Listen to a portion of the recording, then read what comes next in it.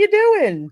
Sorry, I am late. I thought I was early because I saw the post, and my wife was using my studio, which I thought was okay because I thought we were 8. That was my fault. I'm like, I did what? That's So why we I are said, hey, if you come a little late, that's my fault. So okay. So we're weighing in on this the Superman scene, though, right? yeah, Okay. this look right So here. okay. So I have to show you guys something because you haven't seen the clip that I've seen from the movie. I know Really? everybody's seen this clip, but I got a sneak peek. All right. And Mhm. so a lot of people haven't seen this, but do you remember that scene in Superman 1 where Clark he's just come back from flying Lois, right? And they Right. land on the top of the building, and Mhm. it was Clark that had a date with Lois. So he goes around. She's like in this awe space in her head, like wow, she just flew with Superman. And dorky boyfriend, co-worker, not even boyfriend, Clark Kent knocks on her door, and he's like, "We have a date. Are you ready?" And then he thinks about for a second revealing his identity to her. Remember that scene? And he pulls off his glasses. He says, Yep. "Lois, I'm Yeah. really right." Okay, so they Mhm. did something similar in this movie, and I can't. I'm not allowed to show it. So what I'm going to do is I'm going to do my impersonation of it. Okay, you guys ready? Okay. Okay, Yeah.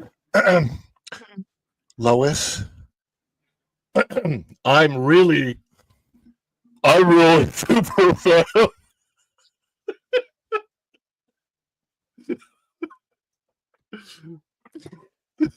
Oh my god. The memes, y'all. If Ron clown that, just wait for the memes to come for this. But yeah, that is his face. Sometimes the camera angles can, distort stuff, but okay, James, we'll take if we'll take at your word for if that. you use Grok at all or tried Grok to make Yes. pictures, and I'm telling you, this is exactly how some of them look. Where you're like, why are the eyes so weird? It's like, where is he looking? Is he looking at you or is he looking at me? I don't know who he's looking at. Like this really feels like a bad AI created CGI PlayStation 2 1998 kind of I don't know. It's not giving off the vibes that make me want to go see this movie. Not to mention the fact that I just feel like he just does not as many different Superman iterations that we've had now, live action. We've had a lot, right? We've had a ton of from Kirk Allen all the way to Henry Cavill and Mhm. what's the gentleman who's got the big Tyler? Is that his name? Tyler Hodgson. Yeah. Tyler, and he's got the big beard now. Okay, when you go see Mhm. him in real life, I mean, like this guy just doesn't. I don't know. He just looks like some kid you'd run into in high school. Fish Islands, Uh, deal than yeah, Thanatos, you got it. I think that's what it is. It's just a weird lens or something like weird. that. But we'll see. I mean, again, he's not Cavill. And I'm not sure you can sell me on the fact that one of the jerky guys in Twisters is Superman. So, but what is super? Ruby Hoove gifted Hey, one review. follow the Bradleys Oh, fun so here, mine. membership. So thank you so very much. I didn't even see that. Thank you. Well, if you got gifted, make sure you thank Ruby Hoove. Hey, Native Hawaiian says hello, Hello, hi. aloha, and good evening, y'all. Oh wait, aloha. And good evening. Yes, yes, yes. Lorena says that Superman doesn't have laser eyes. He has lazy eyes. And aren't they Oh fighting each other gosh. in the sea? Oh my That's why I gosh, it's said, so is he funny. looking at you? Is he looking at me? I don't know, because he's looking at I'm looking for a friend. me. He's looking for you.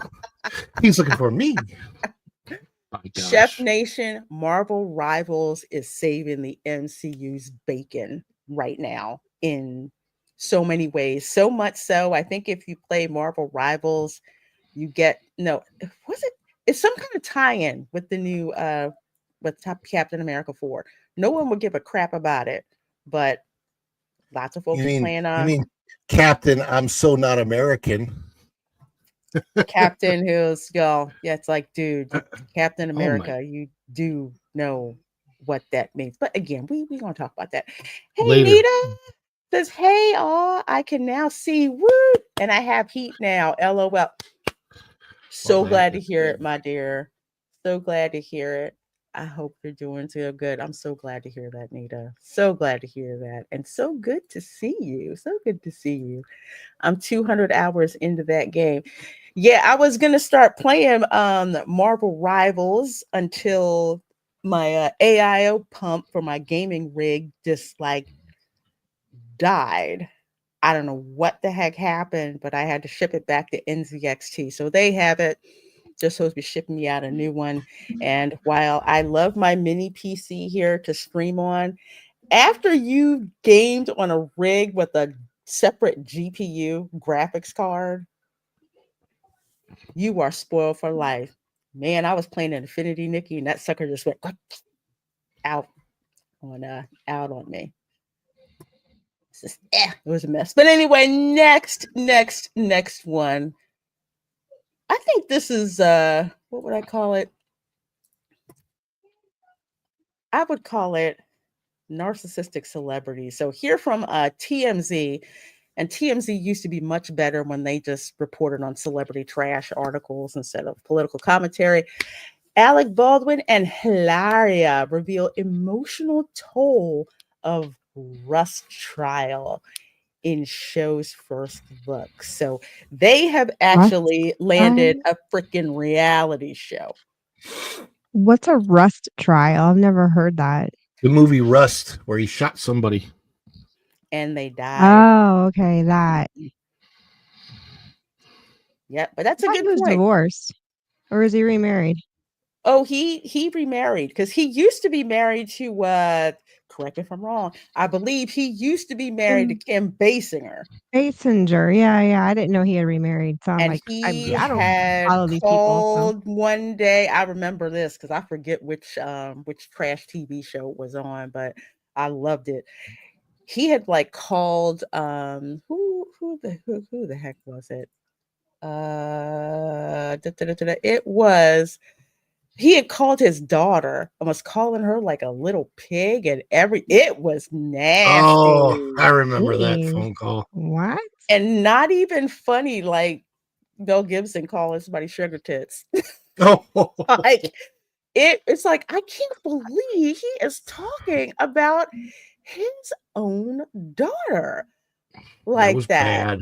That was bad. How many years ago was that? That was because I remember that being somewhere in the same time vicinity in my head as the Christian Bale Terminator rant. It just feels like that was I don't know, like some. I mean, now the past is the past, so it all feels jumbled together because I'm old. But do you remember that Christian Bale rant where he was like, "You still," it went off on like a gaffer or something on the set? Yeah, sure. Yeah. Oh, yeah. Because people were memeing that too when that happened. Yeah, I don't remember exactly when, but I know their daughter has to be like in her 20s or something like that, early 20s. So this is the second wife. Yeah, he called his daughter a pig. When he said that, I was just like, you are freaking garbage. Okay, you really are. He tried to blame it on his alcoholism, but no, alcohol is a freaking truth serum. You said what was in your heart when that happened. Oh, yeah. And yes, Hilaria, aka Hillary Lynn Hayward Thomas from Boston, Massachusetts. Get the heck out of here. But yeah. So now they have a reality show, believe it or not, with the second family. So the family with the trophy wife. I can say that because I was one at one particular time. And these are like all the kids. So they're talking about they had their they're bad moments, and we're all, here together. And so it's called The Baldwins, which is going to be on TLC.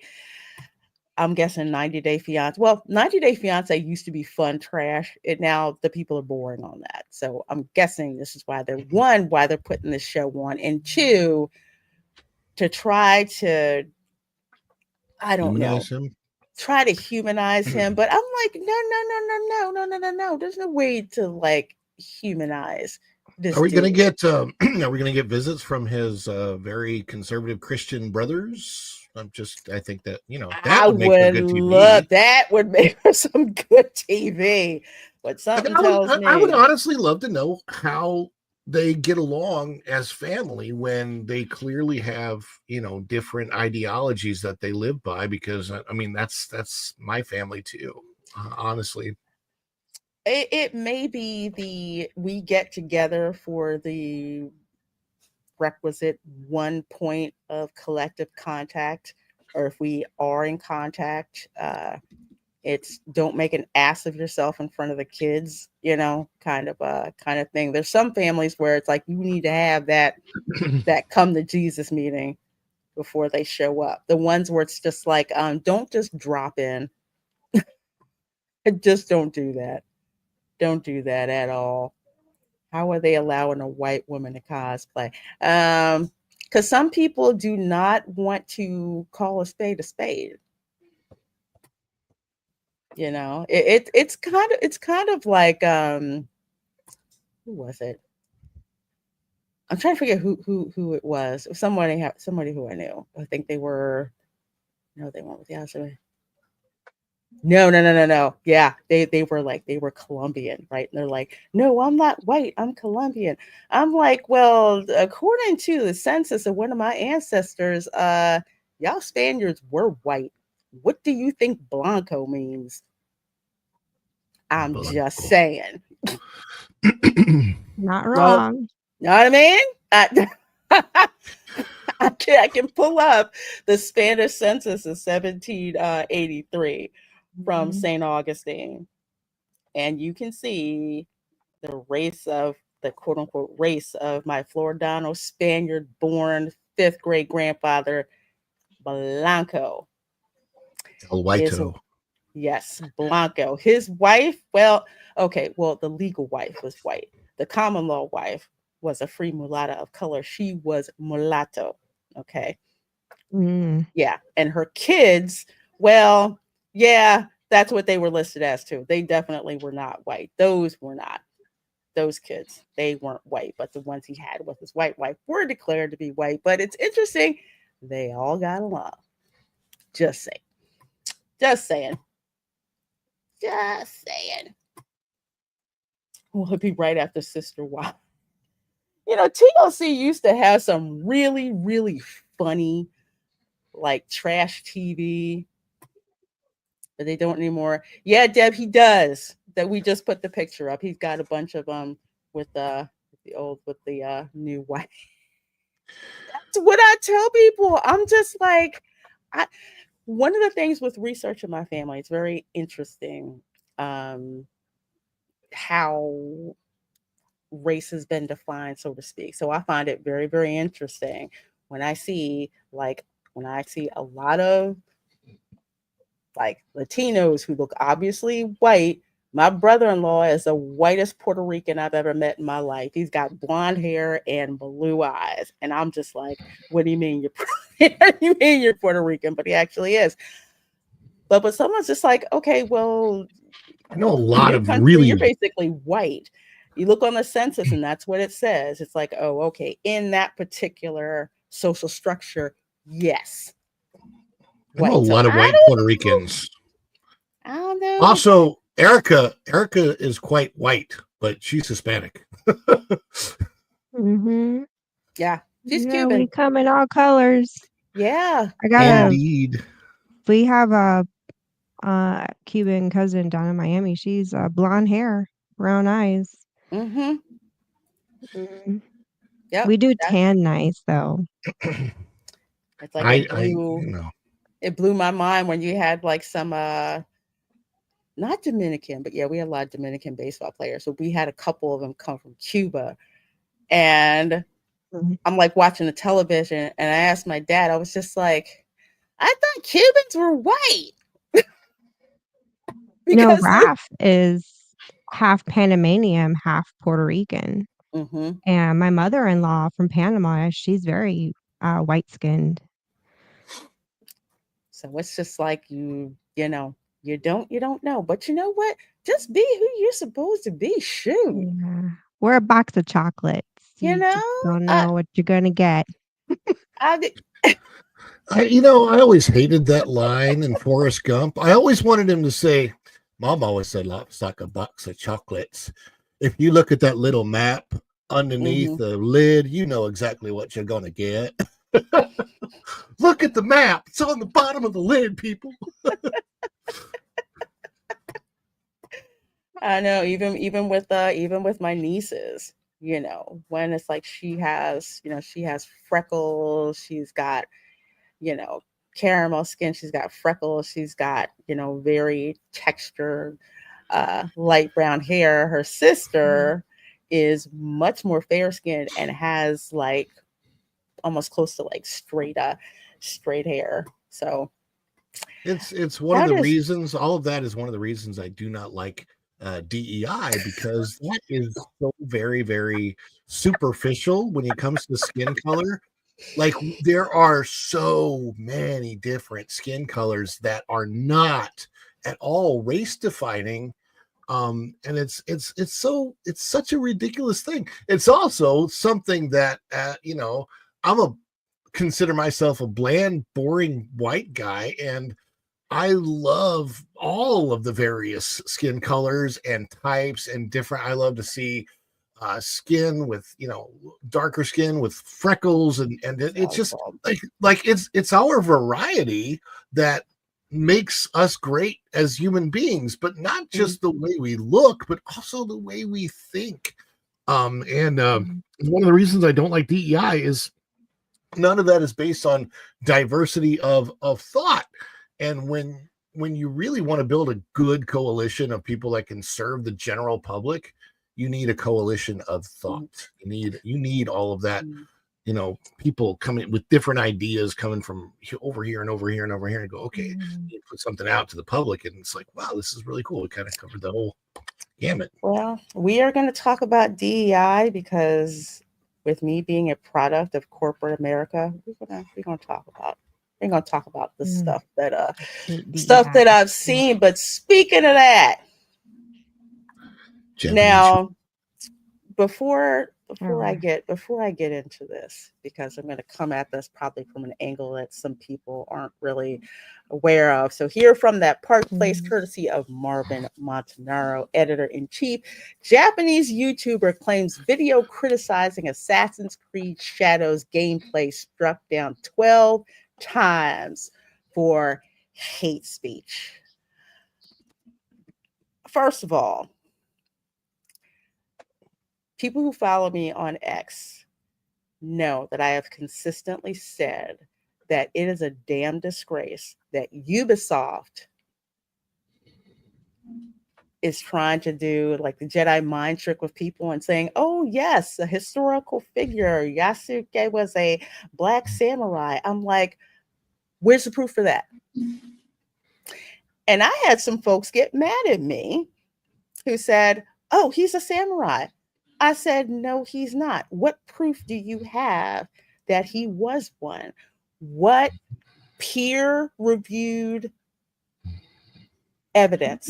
And by peer reviewed, I'm not talking about the Guy Jean professor from, I think, was he England? I think so. I think he was from England.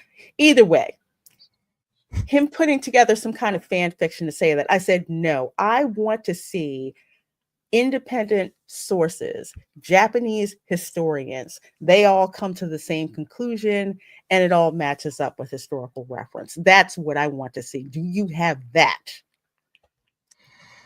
And it's just, well, we should be able to have that. I'm like, look, Black people do not need to be in everything. All right. They do not. And one of the other reasons why it gets on my nerves is because when I was a kid you not, it's in first grade, I remember this, and you start learning about other countries, each kid in the class had to present something from another country.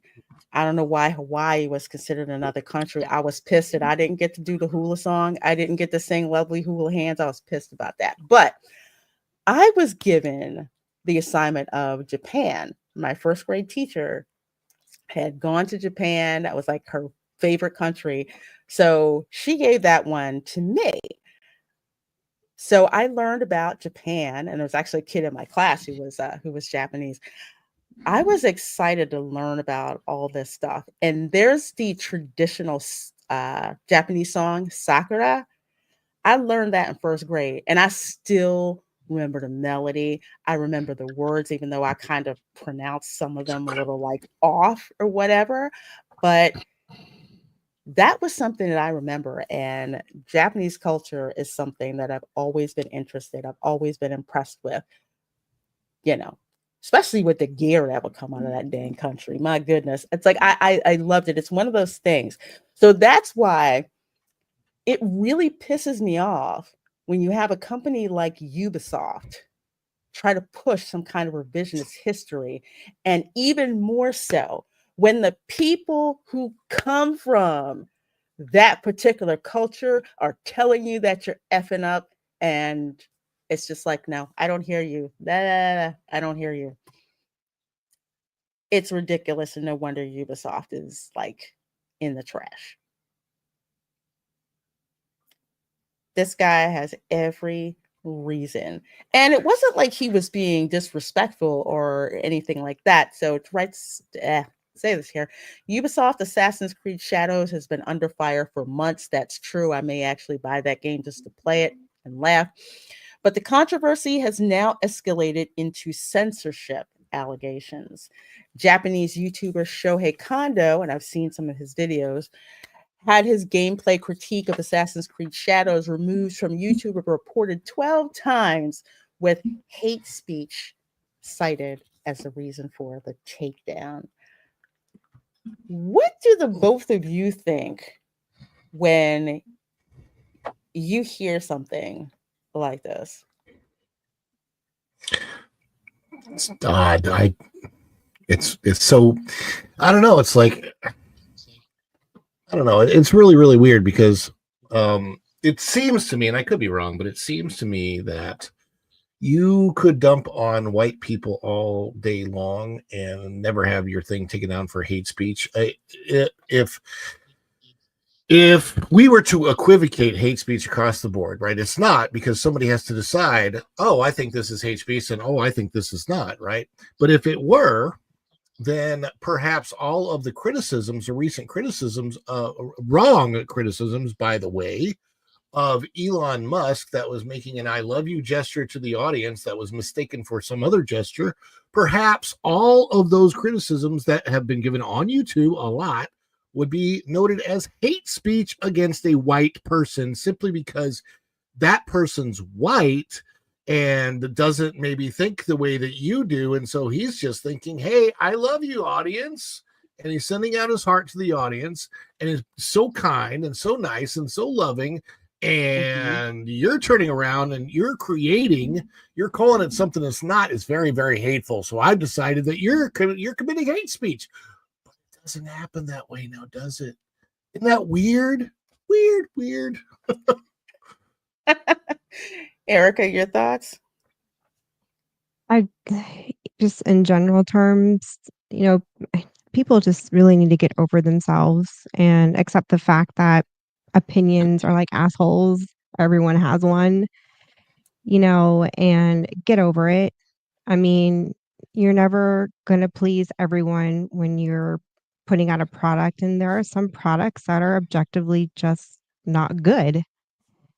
And, there's a difference between, just trashing someone and being constructive criticism, where you're not being rude and you're not being slanderous, and it's just sad that people don't know the difference.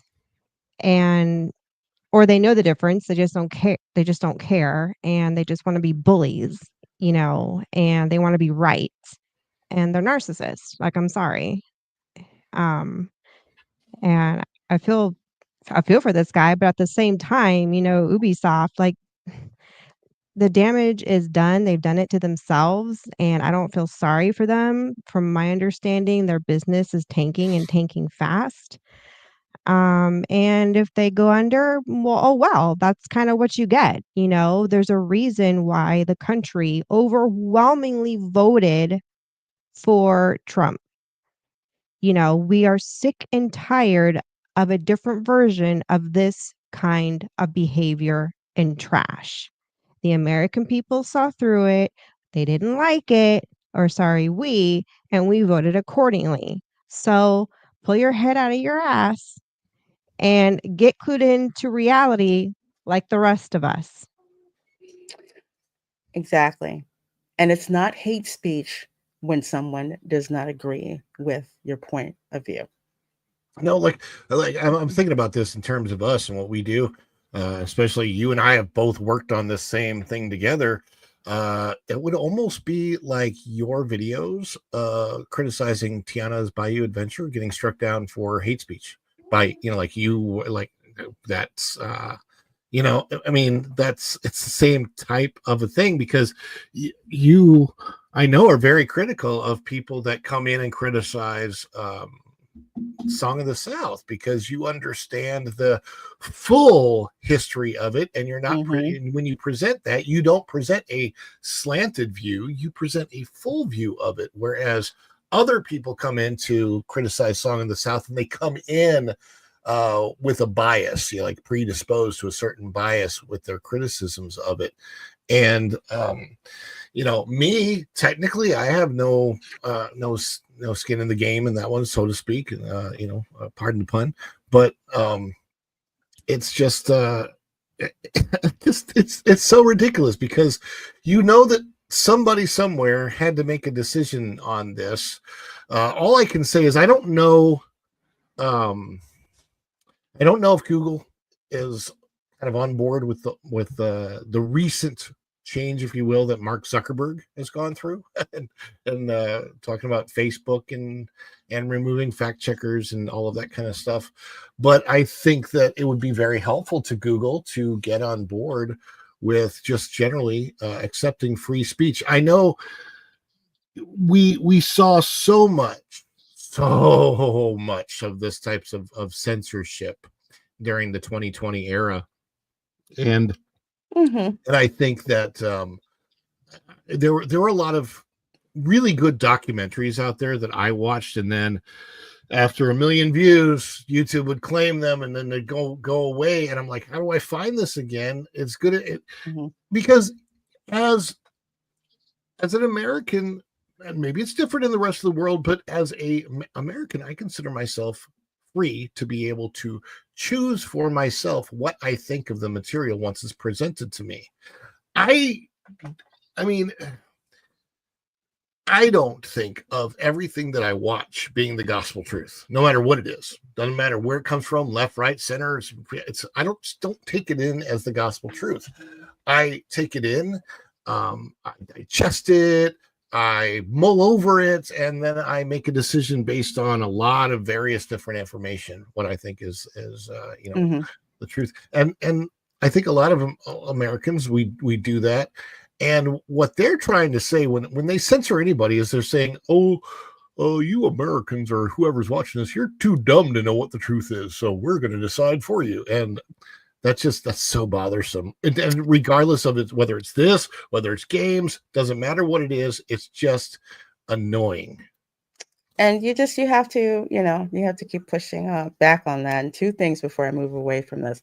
Two things that I want to say, and I'll say this. If it don't apply to you, please don't go in the comments being butthurt about it. Okay. Number one, I would have given Ubisoft a lot more credit if they would have just kept their mouth shut and dropped the game. Like, all they said is, we have these options for you to choose from, like with Mortal Kombat, choose your fighter. Everyone knows that, right? Choose your fighter. Put the game out let people decide if it's worth it, or not. But the fact that you harp on this whole thing, the marketing for this whole thing is based on two things. You've got a female assassin, female Japanese assassin. I can ride with that. But then you have this quote unquote black samurai. And not that it's a fictional character, like, wow, how did he wind up getting that type of rank? That would have been different. But Ubisoft is marketing on outrage, and it's coming back to bite him in the ass. The second thing is, and the people who know who I'm talking to will know I'm talking to them. Just because some idiots at Ubisoft made Yasuke a black samurai does not mean black people in general are happy with that, or to blame for that. The person to blame for that is, from what I understand, two white guys at Ubisoft. They are who to blame for that. And the reason why I say that is, when you have these discussions, keep that in mind when you talk about that. Wait. Are you saying that the picture that you're showing there is supposed to be a depiction of a black samurai? Mm-hmm. Oh man, I got to get my glasses checked. I thought that was Tom Cruise, because I thought Tom Cruise was the last samurai. I thought so too, so I'm not upset. I'm really not upset, okay? Not upset at all. Wait, so Not upset. here's a question. Is it now considered racist if you're like like you're pretending to be in some type of a Asian fight, and you're like, and you're making those sounds? I'm a white guy. I make those sounds because that's what I've heard all my whole life in the past. Am I being racist or something? Or like, I'm just, because I'm not trying to be. If I'm not you trying are, a whole lot of black people are going to be racist too, including Jim Kelly, who was in Enter the Dragon. So it's also silly. Wait. What about the Shogun of Harlem? Show enough. Remember? What's my name? Show Am I enough. the meanest? Okay, yeah, that's a daggone classic. Come on, the last. Oh man. God, The Last Dragon was freaking awesome. It was. Oh my gosh, I gotta have a watch party with that movie. What was her name? I want to say V something with the hair. Vanity. Was that? Yeah. Oh my god. Yeah, that was Vanity. I'm telling you, the Vanity and Apollonia days. Oh, I mean, I watched Purple Rain a lot back in the day for that kind of stuff. And I'm like, of course, I grew up in St. Louis. St. Louis is pretty eclectic city. So nobody cared. It bothers me that we have conversations today that I thought we resolved 40 years ago. Because when I grew up, I don't care if it could have been J-Lo or Jen Jackson or Vanity or Apollonia or Debbie Gibson. I didn't care. I was, as a teenage guy, I was like, from Tiffany and Debbie Gibson to Vanity and Apollonia, I'm good with it, I just think you had a group of people who took it upon themselves to be offended on a group of people that never asked them to be in the first place. I guess. And that's the crux of it right there. And folks who bought into the idea that you're supposed to sit down and shut up and let it happen, or else you're an ist and a phobe or whatever. That's pretty much the crux of where that is. But speaking of this, and yeah, you're so right. Today's kids are offended by anything and everything, which is why I have so much fun making young software developers cry. But anyway, y'all didn't hear me say that. Y'all didn't hear me say it. Anyway, getting back to the meat of this now. Again, I was mainly going to talk about, and we'll get to this, about Star Wars the Star Wars movie getting yet another writer. They are going through writers like people should change their underwear every day. Just going to talk about that. And in a way, we kind of are. But Anthony Mackie is the gift that just keeps on giving. And that gift is going to be basically nuking the box office, I think, for Captain America Brave New World. Now, this thing has already gone through, I don't know how many reshoots. How much? Four? Yeah, like 4 reshoots. I don't know how many millions in the hole this movie is in. And there is zero hype for this movie. Zero hype. And they keep trying to make it hype. They're putting Harrison Ford in it. Of course, they put Giancarlo Esposito in it as Sidewinder.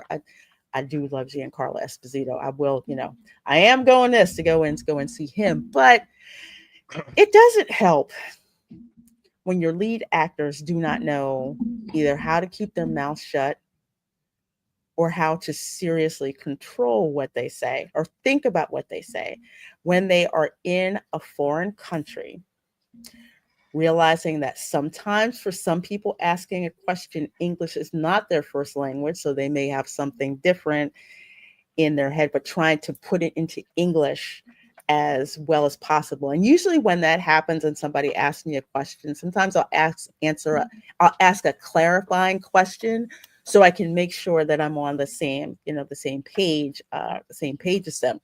But apparently Anthony Mackie was over in Italy doing some press for the film.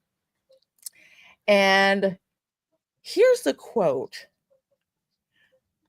But I like to show people in their For in me, their Captain own America words. represents a lot of different things, and I don't think the term, America should be one of those representations. Like, it's about a man who keeps his word, who has honor, dignity, and integrity, someone who is trustworthy and dependable. It's kind of, this is kind of like an aspect of a dream coming true, And that's when he knew he really, really effed up. So let me go back here. For me, Captain America represents a lot of different things, and I don't think the term, America should be one of those representations.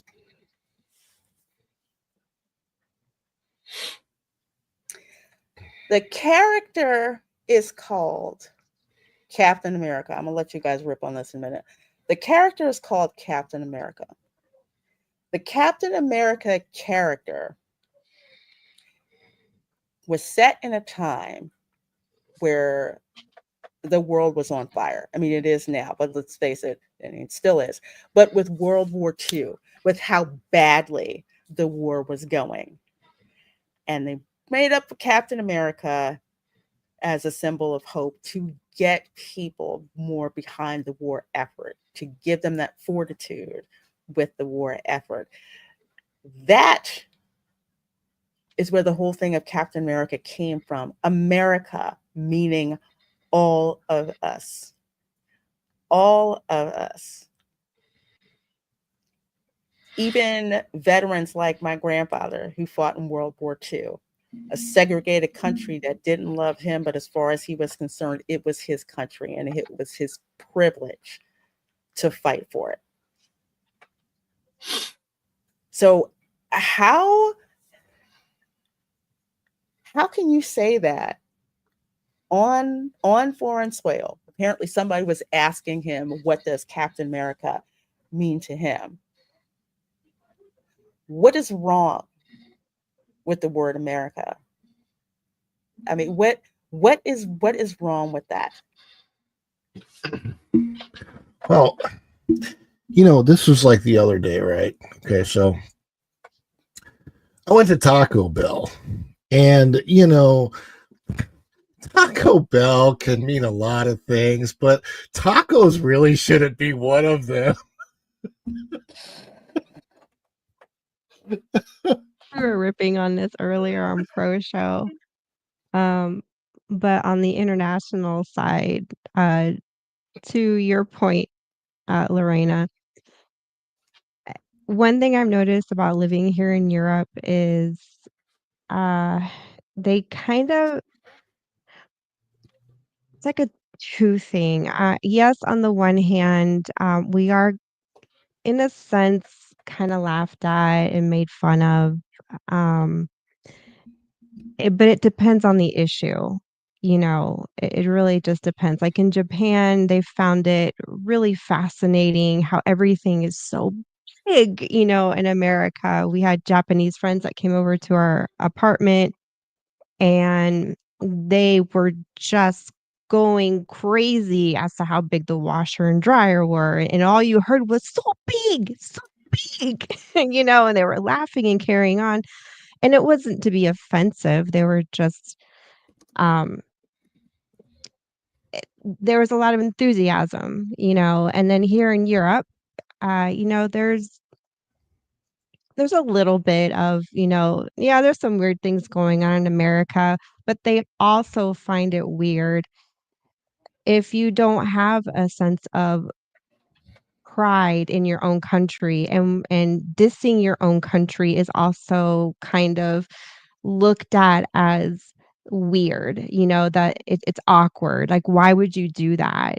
Because despite even Germany's, political ups and downs, and grievances with their people, there's still a sense of this is their country and they love their country, um, despite whatever it is that they're going through. And there is a level, you have to have that delicate balance of, you acknowledge that, my country isn't perfect either, but I am nonetheless uh, proud of where I come from because that's just who I am, and there shouldn't be anything wrong with that. I remember being in a room of military women. One of them was from Russia. She was married to an Air Force officer. Then I had another friend who was German, also married to an Air Force officer. Then there was me,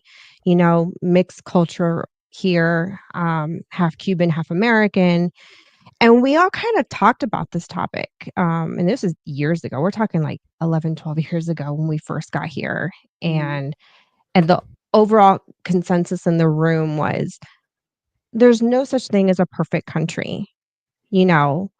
But this is where we are from, and there was just this sense of like, yeah, you're from Russia and you're from here from Germany, and I'm from America with having been raised with a lot of Cuban culture aspects. And um, but this thing of just dissing the way he is, like America's so terrible.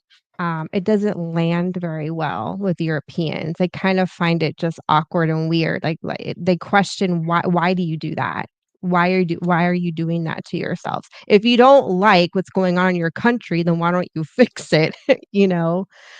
Um, I don't hear Germans talk like that about their own country. I don't hear them talk in such a manner where there's this hatred for their culture and this hatred for um their flag. Not there be disagreements maybe on policies and their own politics and politicians, but it's very different how they speak about that versus this like hatred for their culture. You know what I mean? And I hope you guys are understanding the difference here, what I'm trying to get Oh, at. Yeah. I do because I've been to Germany twice, a couple times to visit, and when I did, I actually went to a sci-fi convention over in Germany, and you had a couple of American actors who got on stage, and I swear most of their shtick was talking about just how you guys in Germany are way cooler than the Americans. And it wasn't like the haha funny kind of observation type of stuff that everyone can find humor in. It was really just like my country sucks compared to yours. And I was the only American that was there in the audience. And I remember being with some friends and they were just like, "You look really upset." I said, "Yes, I am, because you do not talk crap about your own country when you're in another country." And they were like, "Okay, thank you," because we were confused. They were like, we were confused. We're like watching American actors on stage trash their country, and we're looking at you, and you look like you want to go up there and sock them in the face. And I said, yes, that's exactly what I felt like. I would get approached whenever, like, I would travel in Europe. Like, I don't get offended, it is what it is. A lot of people would want to know my opinion as, a Black American living in America. What did I think? And I would be honest about it. I said, no country is perfect. The things that I absolutely love about my country. And, there's cool stuff about your country that I want to know so I can say that I did it and can be the envy of all my friends. But it was a very, very, how would I say it? Very polite conversation. And I like that understanding that it's just like, you don't go around trashing, your country like that. And with a lot of actors, I will notice that they will do that because there aren't Americans to come up and say that they're full of crap. I knew those particular actors, so I basically told them, I'm like, where the heck do you get off doing that? Oh, well, it's just something to do. I said, okay, so great. No. So you have all of these people thinking that if you're an American and you're an actor, that you basically hate your own country. How much of a loser are you to do that? That's And not a good thing. I can say with about 95% confidence that that audience found it very weird that he's the way he talked about Captain America and how America shouldn't be in the name or whatever. I probably got that wrong.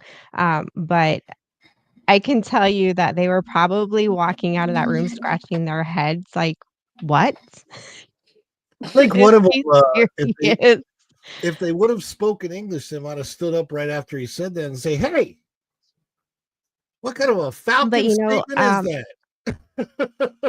I don't know if he travels a lot. I don't know how much time he spends overseas, and really pays attention to the cultural differences and the way people speak, Mhm. the translation. You really kinda have to read in between the lines when you're talking to somebody who speaks another Mhm. language and English is not their first language, because to your point, Lorena, yeah, you have to read in between the lines. Now, me being bilingual, it comes naturally to me, it comes naturally for me to be in a foreign country and just have an understanding that when someone is talking to me in a thick accent, I have to really simplify in my head, okay, what are they really asking?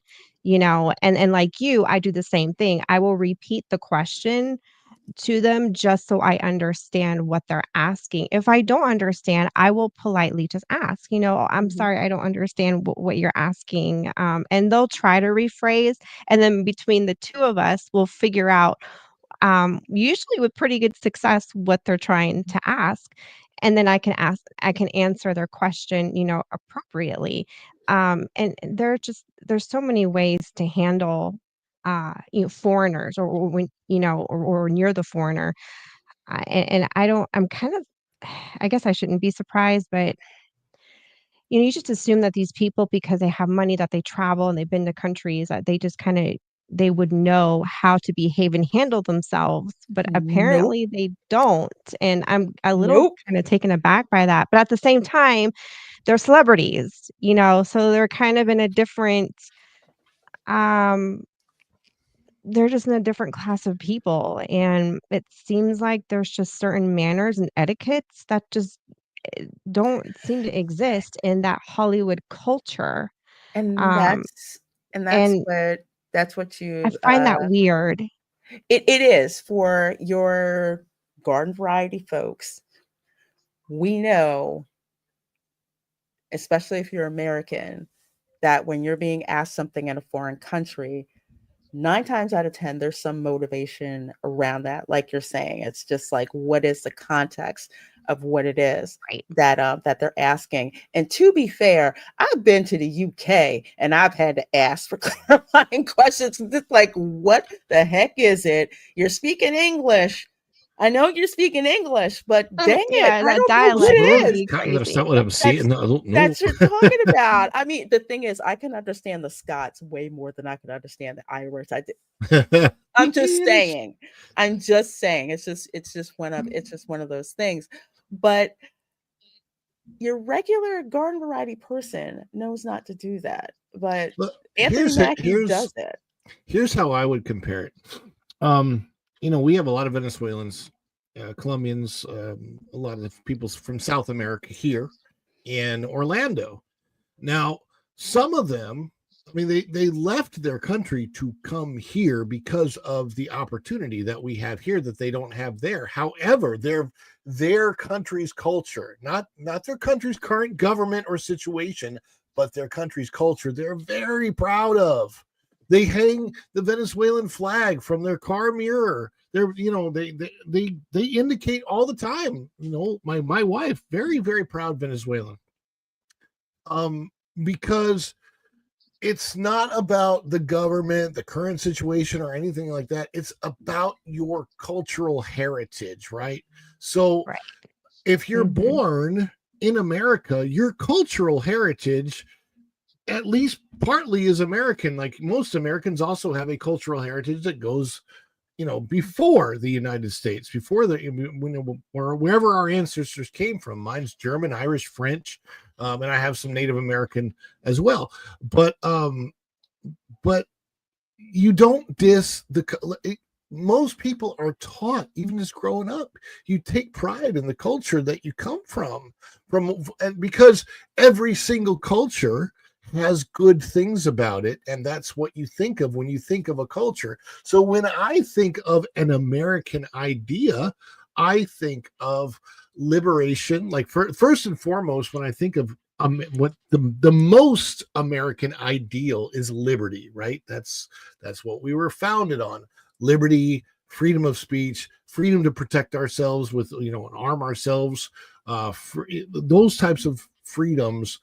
And with that then comes dignity, pride, respect, all of those things. To me, that's, Captain America. Captain America are those ideals that maybe Superman would have called truth, justice, and the American way. It's there's justice in it. There's freedom. I thought that the first two, especially the second Captain America movie, Captain America Winter Soldier, which Anthony Mackie did a fantastic job as Falcon in, really dealt with the idea of who Captain America was, what he represents, and what he struggled with as Captain America. He never struggled with the idea of representing America. What he did struggle with was the power structure above him, and like what was his thing? He said, "Do you want to go to Germany and do you want to kill the bad people over there?" He goes, "I don't want to kill anybody. I just don't like bullies." All right. So think about that as being the absolute American ideal: is that no other country should bully us around. And it shouldn't be. It should be the same for everywhere. Like that's the American ideal.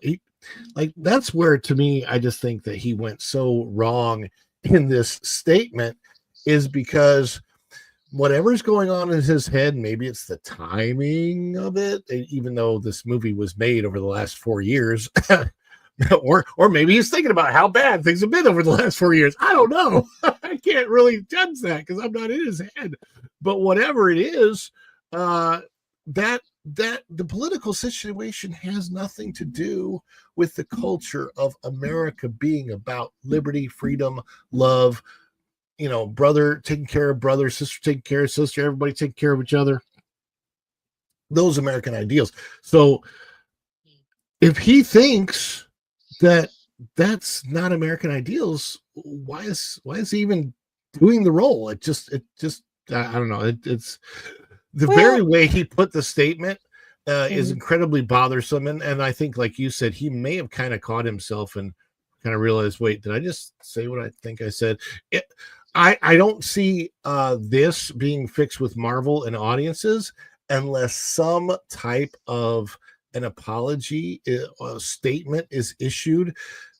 It could be a simple apology saying, you know what, when I said that, I kind of misspoke. It wasn't really what I meant or whatever. But this is not, I don't think it's going to go down well with audiences. I don't, and I'm actually going to play the rest of it in a minute, but let's just say when he said that, I'm thinking of all the ancestors that I have who have shed blood and treasure for this country called America on so many levels, even including the distant cousins of mine who signed the Declaration of Independence and basically signed their own death warrant because they committed treason against King George III. You have, like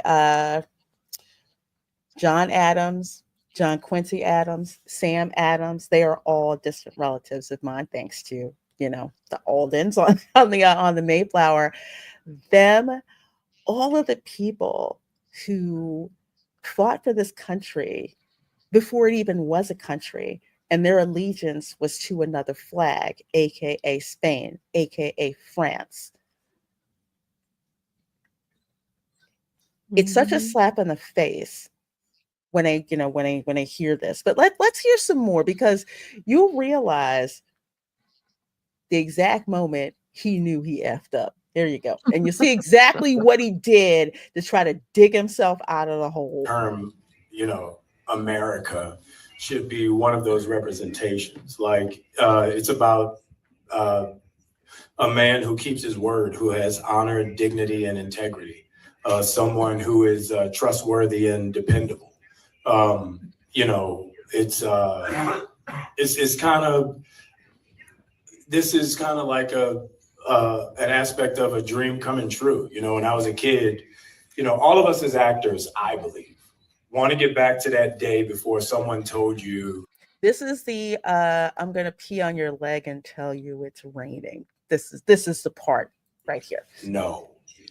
When you look out your door and you see a 5-year-old kid with a stick and he's slaying dragons to save the princess in the tower, that kid really believes there are dragons out there. That stick is really a sword and he's really trying to save that princess. And then one day somebody told him, no, there are no dragons. That's not a sword. And that princess is not there. And all of his little dreams were dashed. So, as an actor, I feel like our job is to get back to the day where we see that dragon and we slay that dragon to save that princess. And that's kind of what this movie was for me.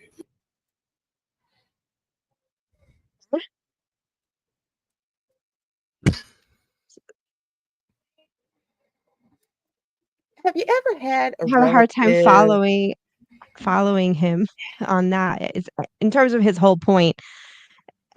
And then more specifically with the whole busting a child's dreams. I had said this earlier on Pro Show, playing pretend is alive and well with kids. Mm-hmm. That hasn't changed. I don't care if you're putting them in front of screens or not. They still play pretend.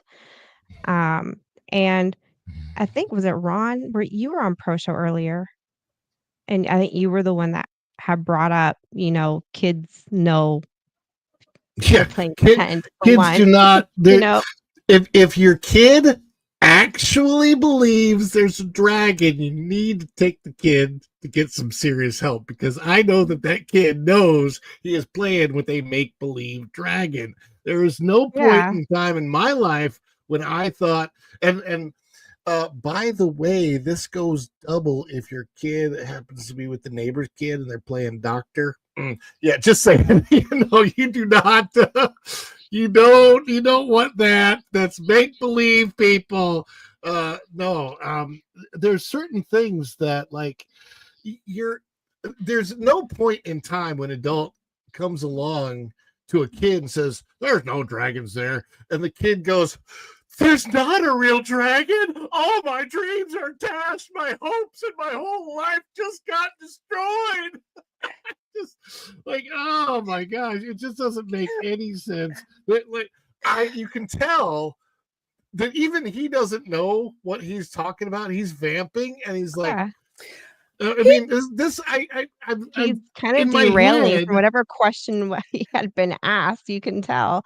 Yeah. And then another thing is, even if a kid believes, okay, let's take Superman as an example here.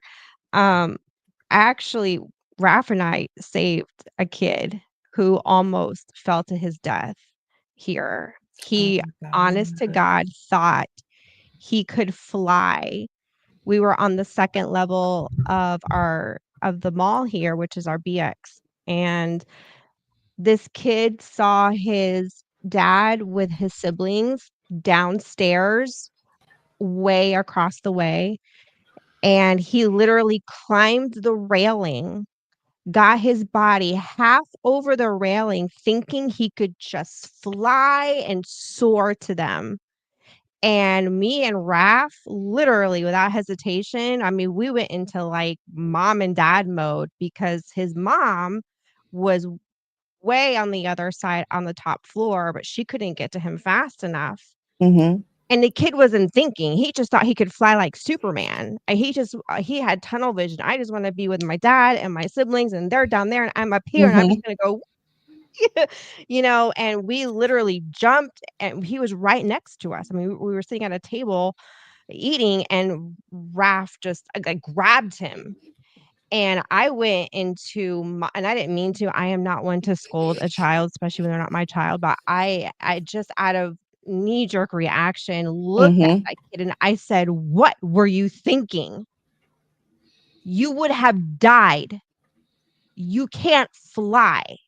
Humans do not fly. We do not have wings." And his mom, oh, he started crying when I got Mm-hmm. onto him, but I mean, I'm a complete stranger. I scared the shit out of this kid.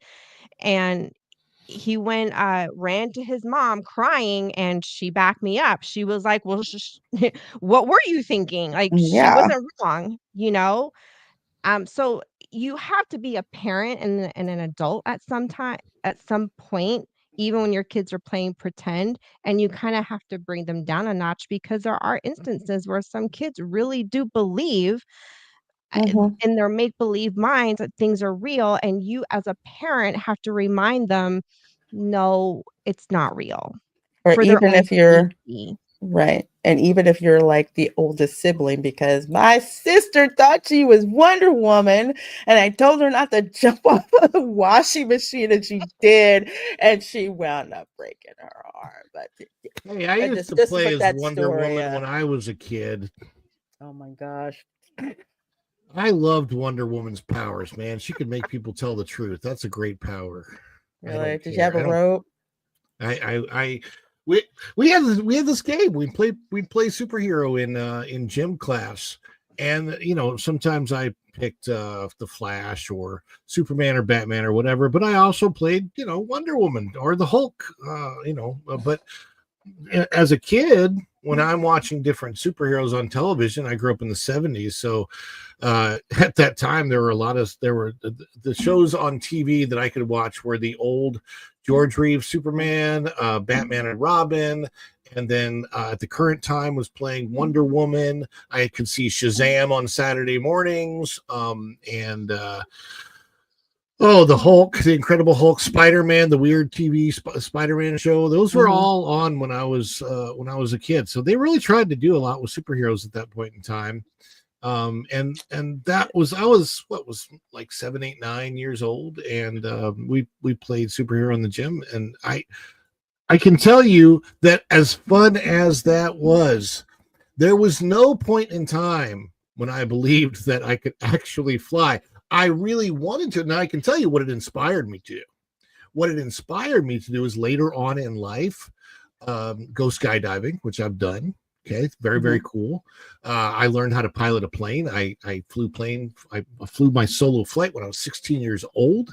In gym class, I grew up at that time when we had the ropes, and I got my tip topper ribbon every single year for climbing the rope all the way to the top because I wanted to be strong like a superhero.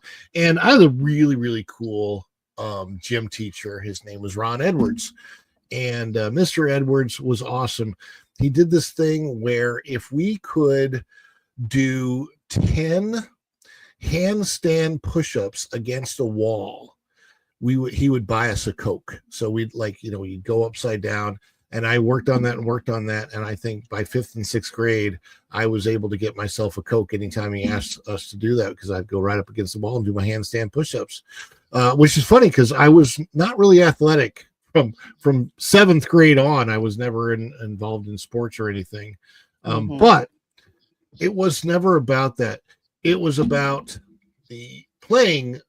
I would never have my hopes or dreams dashed because an adult said that's not real.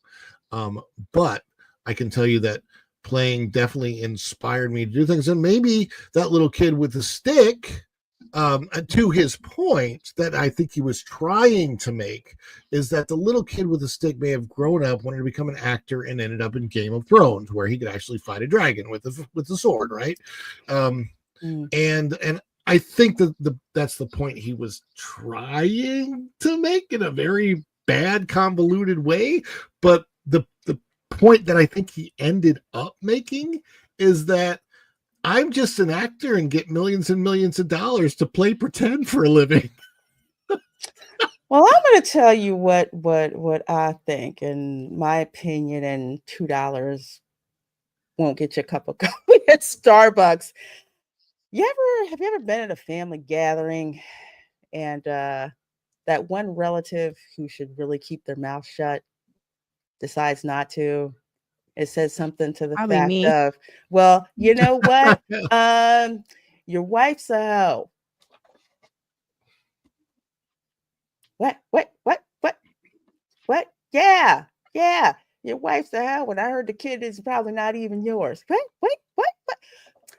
Well, you know how sometimes you kind of feel like you don't fit in, and you think that your parents probably aren't your parents because you're so different from your siblings. And remember that time when I did that thing and this happened and all of that? That's all I'm saying. They just kind of feel like that. So, that's probably why you don't think your mom, is your mom.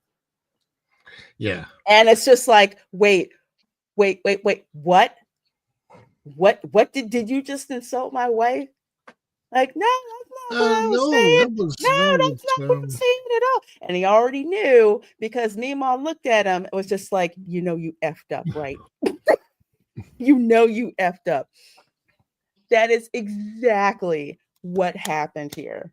And looking at body language, being in a foreign country, and I've seen some of these actors who will do that. It was a very straightforward question. He could have just said, Captain America, it means to me the best in all of us. Like, whatever it was, Steve Rogers saw the best in America in, Sam Wilson, and that's what he went with. But he didn't go that way. He didn't go with that, and just went on to pretty much insult Americans. And here's what I think. If this was the first time he slipped up like that, I think people would have given him a lot of latitude. But over what we've heard from him, a lot of people are like, I've hit that point. And me even hearing this, I'm just like, that is one of the dumbest things that you could say. Do you not realize you're in a foreign country? Do you not realize that at this point in time, people will look for a soundbite, whether they get it or not? The fact is, the opportunity is there. So now people are replaying that over and over again. And for whatever reason, especially given how Disney is with marketing their movies and how they pretty much trashed the MCU, and why they've foisted onto us Captain America 2.0 and Latin Falcon. By the way, yes, just real quick, I could fix the entire marketing campaign for this movie and get people to come out and see it. I could do it. Want to know how? I'm guessing Marvel Rivals swag. Yeah, That'll do it because too. they are doing that. I would I would have just a flash scene of like where you see the shield, right? That Falcon has gotten from Steve Rogers. Now that is a very different looking shield than Steve Rogers' shield. So I don't know how many people have Well, picked up on that, but he couldn't throw Steve Rogers' shield. He throws like a freaking girl. right. But here's my point. This is how you save the movie. It's a marketing Aw. clip where you see the close up of just the shield, and Okay. then you see somebody's hands, who are actually clearly Steve Rogers' hands, grabbing the shield and saying, and then you hear Chris Evans' voice saying, "Thanks, I appreciate you making that for me." And that's it. And then there's that teaser of, we're gonna find out where this shield actually came from, because that would make me go see the movie. I want to know. Oh my gosh. Free ticket with Tide. Man, that's funny. That's funny. Does he have zero media training personnel? Well, you know what? There was a time when PR would handle these people. Like, shut up. They would have Well, people prep them like, look, you're over here on foreign soil, okay? You need to keep in mind what people are asking. If you don't understand the question, say, can you repeat the question, or something like that, so you don't wind up stepping, in a trap. But with this age of social media, they don't want to do that anymore. And they want to let these people out there to sync their movies. Case in point, like Rachel Zegler, okay? And that's what happens. But apparently, Mr. Mackey has clarified his previous I did not know this. clarified his previous comment about what oh, wait, Captain is America this the means to thing him. that I Do said not would need to make this happen? up. In other words, I didn't mean to call your mama a hoe. I respect all women, I do. I respect my mom. I just, I love women. I have all these causes that I help. This is pretty much it, with Meemaw looking at him like, boy, you better fix this. Fix this. That's what this is. So here's what he says. Let me be clear about this. Usually when you hear the term "let me be clear," that means they effed up in the first place. How many times That's have exactly you what it heard? means. Yes, I would that's like to tell exactly you, what it means. people. I'm a proud American, and taking on the shield of a hero like Cap is the honor of a lifetime. I have the utmost respect for those who serve and have served our country.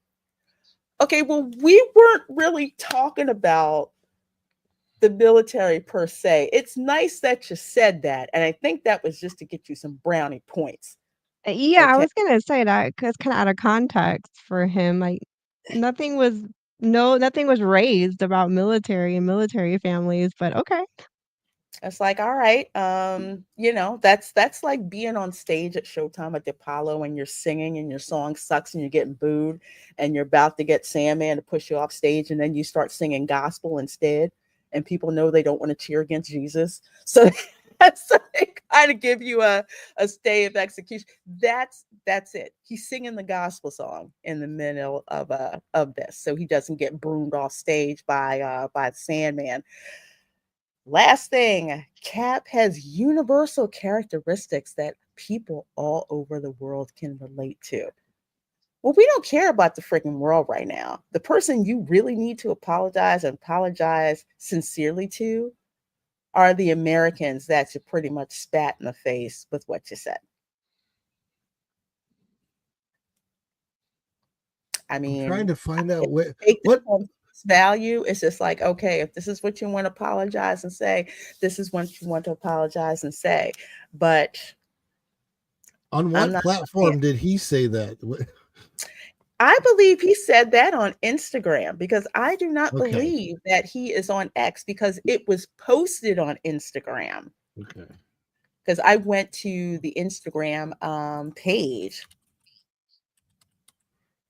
to look that up, because I'm like, is this a real thing? Okay, yeah, there it is. It's on Instagram. All right, I was just double checking because I'm like, Yeah, they usually like to hang out on Instagram for some reason. They do not like to they don't like to step on X for the but most part. what's interesting is that again, this like Zegler did when she issued the apology that she clearly didn't write herself. The, Ooh, wait a minute, wait a minute. It's in oh shoot. It's in the Hollywood Reporter now. Now oh yeah, Disney got to him. Said, Yeah. you done Yeah. effed up, A-Rod. Right. So that's what I mean. But he Jeez. not once did he actually clarify the statement of saying, but Captain America is not about America. That's what doesn't make any sense. It's, that would be like, again, going, I probably go to Taco Bell and order once a week. Granted, I'm getting the chalupa when I go, and not the taco. And that's really what I meant, is that their chalupas are awesome too. No, that's not. They put their foot in their mouths to the point where I think the humiliation is just so great. They they can't even apologize. They're just and how do you apologize, And so they just kind of like backtrack in a way, and it just makes it worse. You know, someone had made the observation earlier. I forgot who it was, but it was on Pro Show that just the way he was saying that, the timing, like the political climate that we're in, it kind of Was sounded Marvin. like he was, I guess, like implying, that America's, I guess, not good right now. And it was just an observation, or but at the same time, it's not that hard to save face on this when, because he was in a foreign country. He could have just said, I didn't understand the question. I should have asked, and I misspoke. That could have been a lot better than what he put out there, because that just sounds even worse. This just sounds like some BS. What it sounds like is you don't want to piss off the majority of the other actors and the folks who give you jobs in Hollywood that are very, very left leaning. They hate the fact that Trump is in office, and you do not want to piss off those people. So rather than piss those people off, you would rather piss off us regular Americans who you expect for us to come and see your stuff. You saying this is okay. You know what? You need to put something out there that kind of says, okay, apology, non-apology, but hey, for the rest of y'all in Hollywood, I meant what I said. And I meant exactly what I said. Wink, wink, nudge, nudge. Wink, wink, nudge, nudge. This is not an apology at all. An apology doesn't start with, let me be clear. An apology is, America, I'm sorry, I let you down. Captain America would never do that. I want to see see you and him get together. And when I say him, I actually don't mean Anthony Mackie. I mean his character, because you're both Creole, according to Falcon and Winter Soldier. You're both got that New Orleans boat you got to sell. I would question his pedigree. Yeah, that's what I'm saying. Because we Creoles are real snobs. There's a reason why the French Creoles and the French Acadians did not socially mix, because the French Creoles thought that the Acadians were freaking French rednecks. They were embarrassed. That's why they lived all the way out there, and bayou. Cajuns lived out in the bayou. Creoles, it's a very it's snobby as hell. You have to be able to rattle off your family line. Literally, you have to be able to rattle it off like that, because it's such a not super exclusive community, but it's a very class like, it's a Can I pedigree, so to also speak. say something about this movie that is really, really I think it's the most obvious thing that we know that this movie is going to tank, and that is the lack of excitement around the Red Hulk. No, people don't care anymore. I don't care anymore. I cared about the Red No, Hulk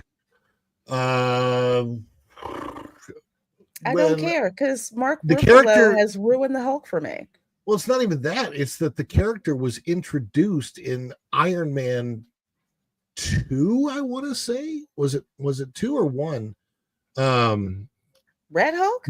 Yeah, the general, because Harrison Ford is playing the same character as the guy that passed on, the actor that passed on. Oh yeah. They And can recast him, but that's not Shallow. that's who was supposed to become the Red Hulk, and they planted the seeds of that in the first Hulk movie. He's like, I've got the super soldier serum, I'm working on it. Then they ended up creating the Abomination out of that serum, Mhm. which is a version of that serum created the Red Hulk.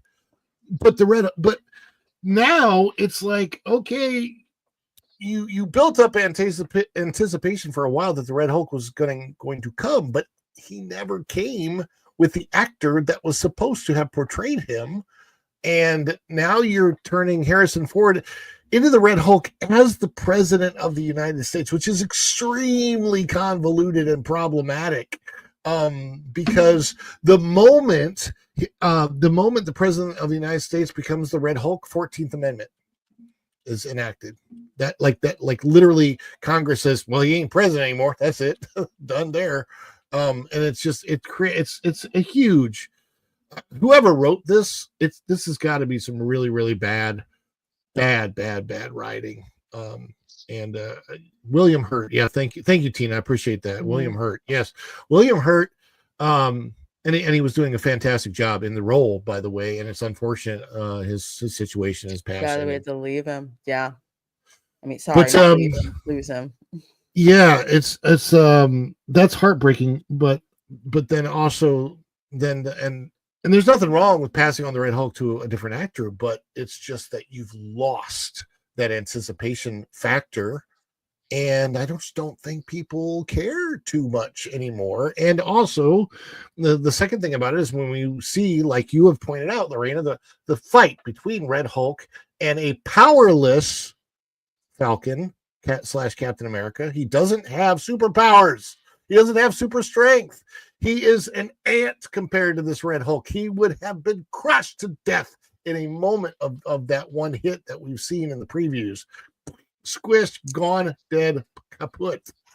Yeah, the whole thing is just like, so what the reason I'm bringing it up is, even though he's clearly trying to somewhat apologize for this, he already added insult to injury of this being a pretty poor film. That I don't think is going to be well received by the public. And then it's going to be followed up by Snow White. And then it's going to be followed up by the Thunderbolts. And then it's going to be followed up, apparently at the end of July, by a Fantastic Four that has nothing to do with the MCU whatsoever.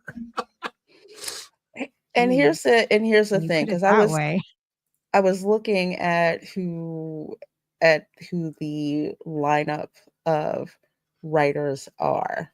And of course, one of the writers is one of the writers of Captain America and Falcon and the Winter Soldier, which was an ass of a show. The writers that they have on this film, I want to say, are not well known. They're just really not. And with all the writing problems that they've been having, there's so many things that's going to go on with this film. And I know you're right. It's like with the planning of how they did that, and they lost William Hurt, and rather than saying, okay, you know what, we need to regroup and figure out what we're going to do. with this movie. But this movie, Captain America, Brave New World, was basically written to have Sam Wilson take over the mantle of Captain America, even though he does not have the super serum. So we know, doesn't have the super serum, can't throw the freaking shield. We all know Bucky should have gotten that shield, not Sam Wilson. But you want to do this? That's it. Like, I said, no, he throws like a freaking girl. I'm like, I don't care. You can't cancel me for it. See you try. But it's an insult to the fans. It's an insult to the character because we want to. Sam Wilson is badass as Falcon. That's what we wanted to see. But you didn't want to give us that because somebody decided to be outraged on behalf of people who didn't even ask. Like, no, hey, Captain America needs to be a black man. Let me tell you the scene that we will never get, an equivalent scene with Anthony Mackie as Captain America, and that is Steve Rogers holding back a helicopter without a costume on, with a gray t-shirt, with his bicep bulging, which he, by the way, actually ripped in real life while he was doing it. So kudos to Chris Evans for doing that. And he's probably further left than Mackie is in real life. But we can't get a scene like that because Falcon doesn't have those powers. He didn't take this. He doesn't have super strength. Mm-hmm. And if that happened, it would be fun because it would rip his arm off, and that's what we would see. Tina BB says, I'm going to need so much popcorn when I kick back to enjoy the YouTube videos of these catastrophes. Yes, I will be seeing this film. Yeah. It's part of my job. I will give you an objective review, but let's be honest, there's some things that I can say that some people are not comfortable with having to say, or they feel like if they say it, they're going to get painted as, racist. Because let's be honest, if Ron critiques the film and says the film is crap, which it more than likely is, they'll call him an islamophobe, and you don't understand because you're a white male or whatever. Okay. I critique the film, they would do one of two things. Ignore me, which that's happened a lot before, or basically call me self-hating. But you're not going to be able to call me racist. Not gonna happen. But at the same time, there's also some cultural context to kick into this, which is why Disney does these things. They think they're quote unquote helping. They're not helping at all. And here's the thing: they don't care. That's why it's diversity in name only. Which is why they are hanging on to DEI. But I will say that's the last thing before we end the show. DEI and the federal government, that's what's been EO'd and yeeted out into the air a lot. As a private business, you are entitled to do what you want. If you decide that you want to load up your company with DEI initiatives, you go ahead and do it. But do not be surprised when employees leave. Do not be surprised when consumers reject your product, soundly reject your product, and you still stick with doing that with respect to DEI. So y'all can go out there and do that, but don't be upset when consumers vote with their dollars.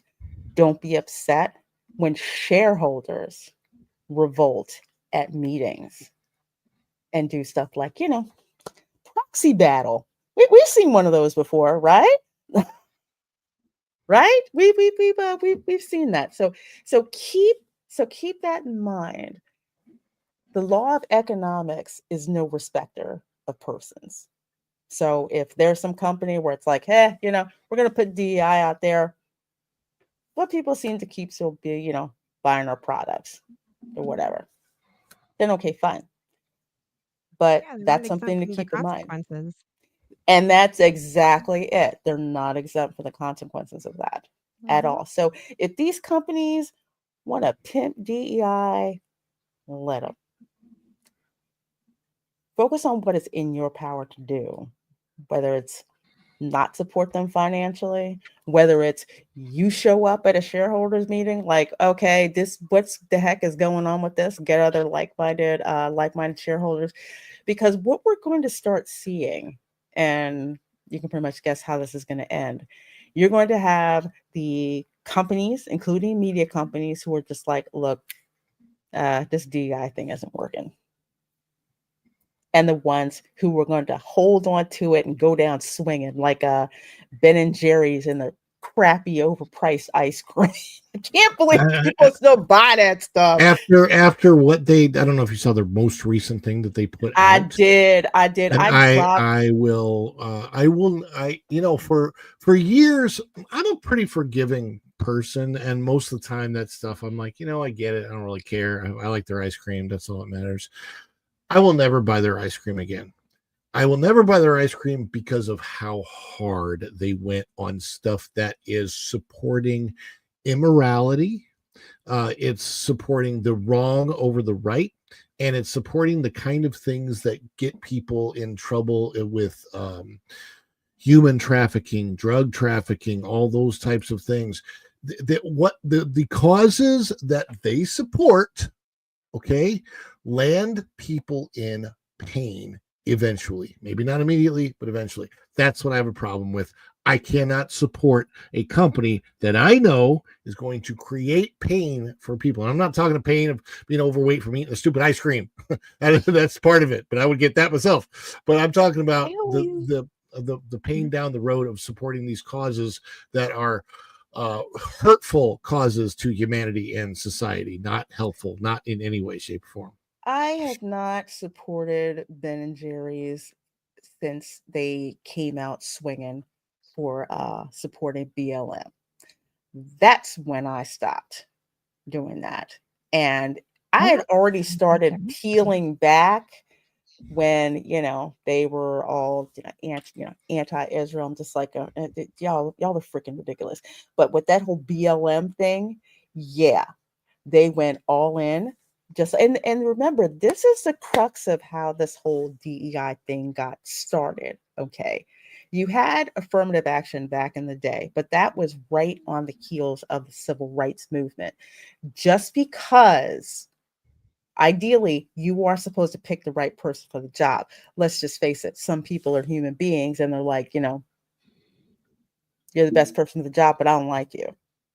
So I have the influence not to hire you. That does happen. That's out there. But this whole DEI thing happened to basically tell BLM, don't burn down our ish. That is it in a nutshell.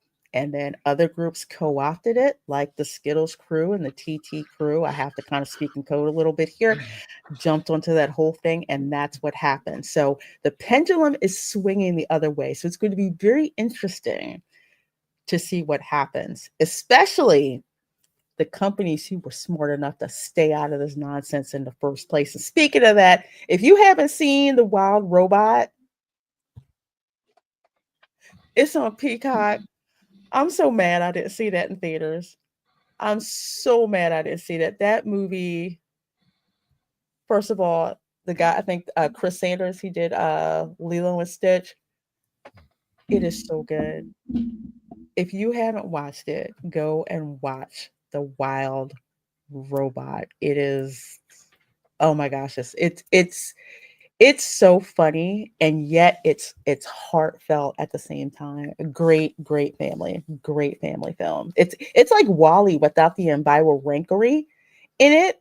So instead of the whole environmental stuff, it's basically a robot who goes outside of their programming because their task is to help this like geese who's like the run of the litter survive so he can migrate. It's so cool. So you Speaking of which, I gotta watch Migration too. I've heard that one was really good. Oh God, yes. Migration. Oh my, I've seen like 3 times. I love that movie. I can't do it. Look at the thing. It It's the freaking We're best. not landing. Everybody does it. In the end, That was so darn funny. And remember who got you that sandwich.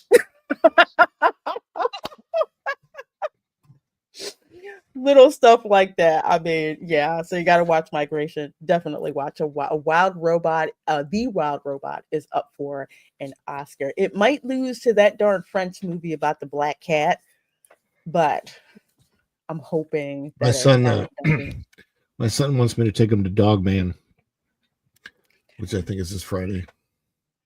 Yeah, there's a Dog Man meet and greet out at in DreamWorks Land. Oh, that's At cool. Universal. Yeah, they brought out Dog Man, but yeah, they got the whole thing up there. It looks to be okay. It's by the same dude who did Captain Underpants. Yeah, that's one of my son's favorites too.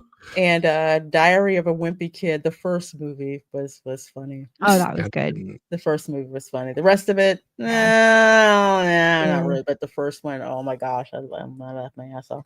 Yeah, the Wild Robot is excellent. It really is. It's like that's where reminds me of old school Pixar movies, old school Disney movies, especially with some of the animals pretending to be dead. They were possums. Okay. That's even better. They were possums. They're playing possum. Mm-hmm. Yes. You're supposed to be dead. Again, go see the movie. If you are Mediano Mafia level or higher, we all watched A Wild Robot on Sunday afternoon. So check the community tab on my YouTube page, and you can watch the replay of it. We all watched it together. So if you're Mediano Mafia, we watch 2 movies a month instead of one that we do with pretty much everybody. But speaking of everybody, thank you all for being here. We have had we have like 163 people watching between X and between YouTube. So thank you so very much for watching us. Sure as heck do appreciate it. Let's see. Let's shout out our channels and where they can find us. Ooh, what's that? I see Okinawa. Ooh. Mm-hmm.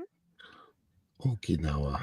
I have a Starbucks mug, but mine is I got it from the Starbucks in Westminster, and it's got William Shakespeare on it, and it says England. It's one of my favorite mugs. Yes. Wow. One of my favorite mugs. Every time Camera Girl uses it, I'm just like, you better not break that mug. I bought that mug down the street from the Queen's house.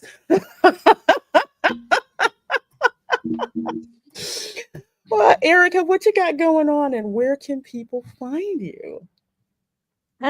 We really don't have a whole lot going on. Basically, right at the moment, you can find me here or on T3PO on Thursdays, on your Resort Recon on Saturdays, and Pro Show usually on Tuesdays. So I'm just kind of bouncing around, and I'm kind of being really lazy with the channel. Yeah, we're going through a dry spell. It happens. For real. Trust me. It happens. I'm also distracted learning how to create these avatars for it's like an animation type thing. I'm way over my head, but I'm so fascinated with it. I'm like determined to learn how to do it, even if it takes me 6 months. I feel VTuber thing.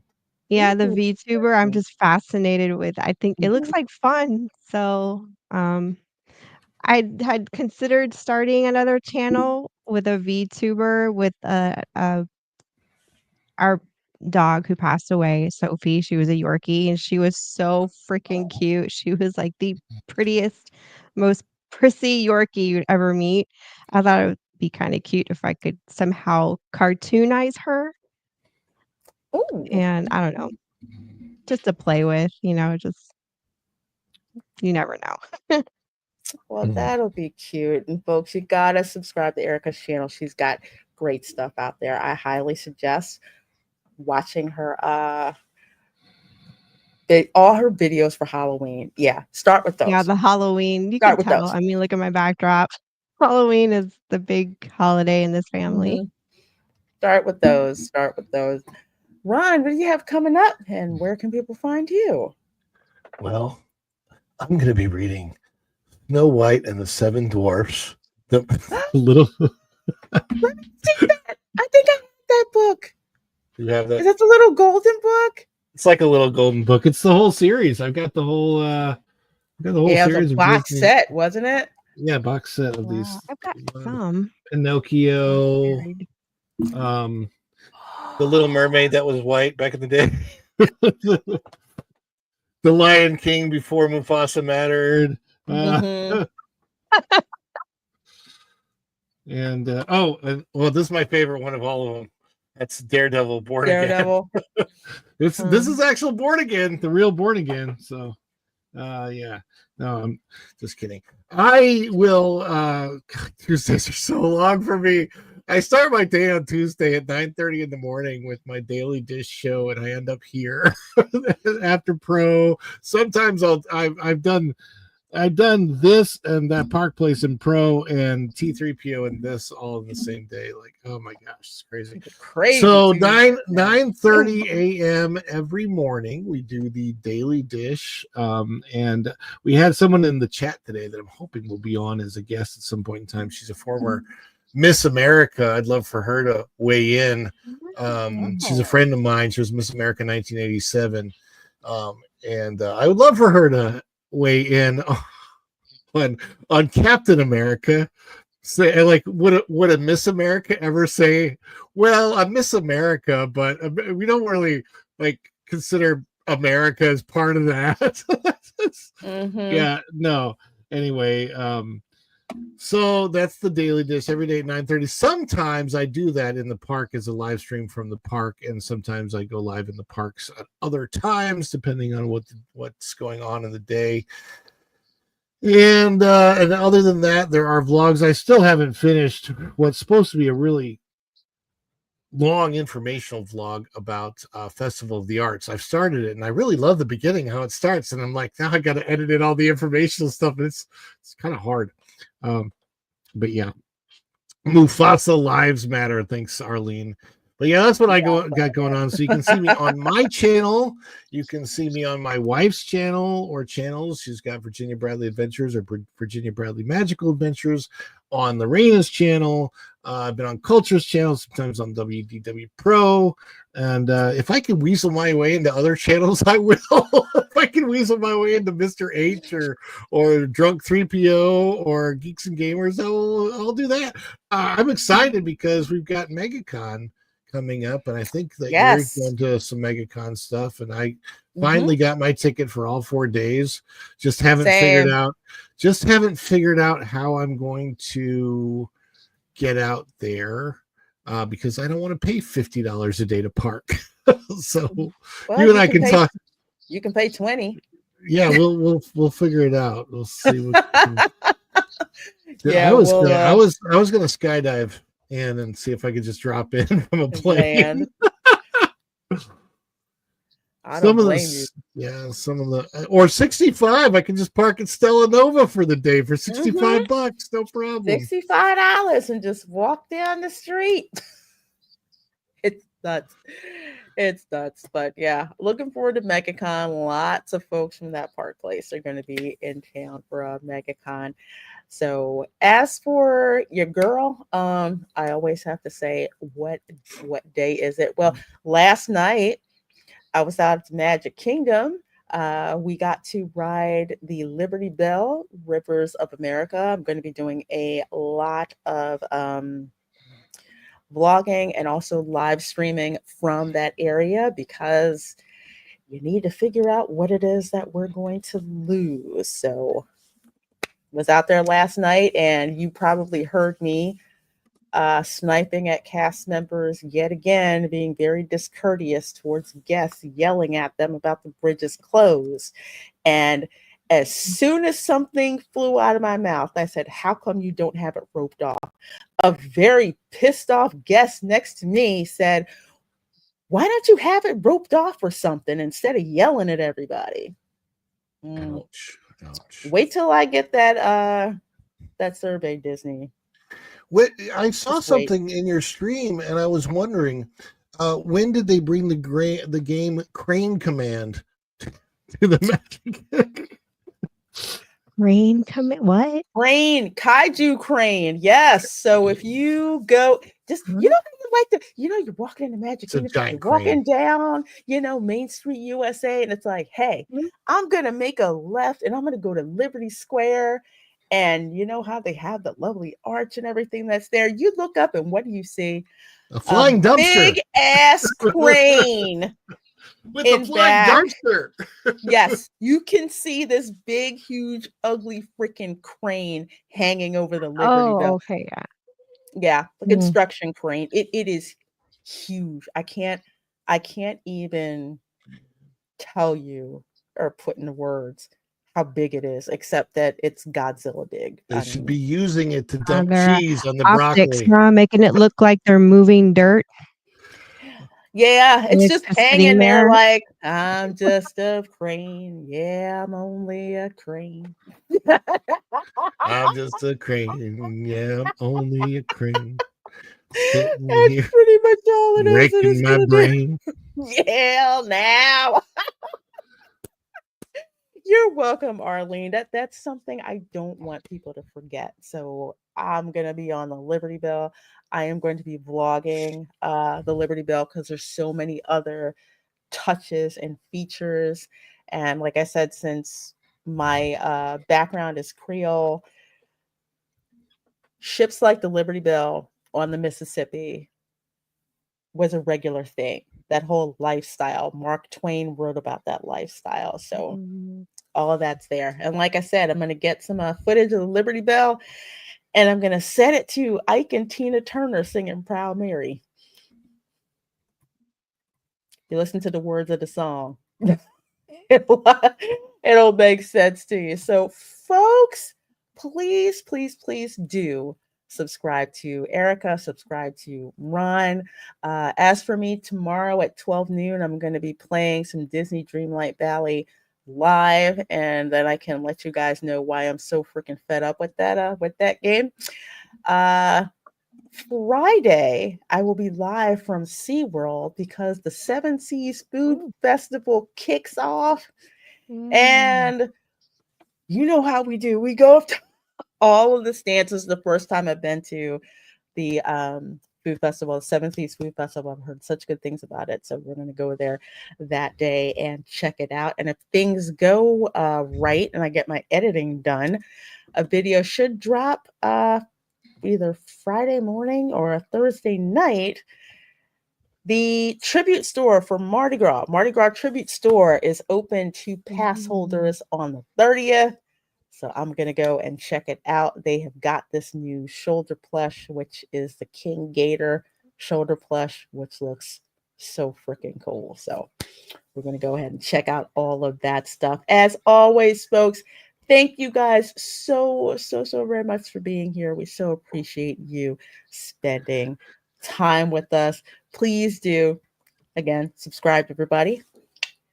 Thumbs up on this video. And of course, we will see you all next time. Bye. All right, everyone. Let's tidy things up. Autobots, start your engines!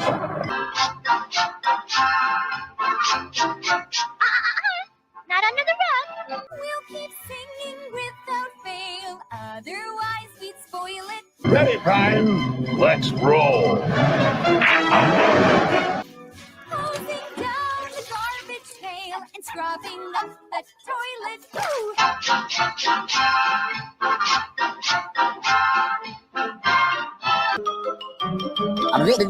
That's all, folks.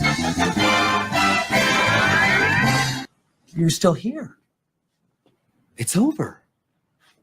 Go home.